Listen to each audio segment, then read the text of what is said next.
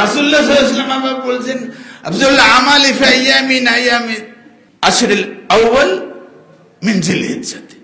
তিরমিজি শরীফের হাদিসে লম্বা ঘটনা, সেখানে রাসূল বলছেন যে যত আমল আছে আল্লাহর কাছে সে কি হয়ে যায়, রেওয়ার্ড ডবল ডবল হতে থাকে। বান্দা করে একটা আমল, আল্লাহ বলে আমি 10টা নেকি দিব, করে এক আমল বলে 700 দিয়ে দিব, বলে এক আমল বলে 7000 দিয়ে দিব, বলেন সুবহানাল্লাহ। এভাবে বৃদ্ধি প্রবৃদ্ধি করে যে আমলের সওয়াব দেওয়া হয়, তার মধ্যে সবচেয়ে বেশি আমল প্রবৃদ্ধি পায় 10টা দিনে। বছরের 360 দিনের 10টা স্পেশাল দিন আছে, সেই দিন এভাবে প্রবৃদ্ধি লাভ করতে থাকে, ডবল রিডবল সিডবল হয়ে যেতে থাকে। সেটা কোথায় বললেন, আশরিল আউয়াল মিন জিলহিজ্জাতে।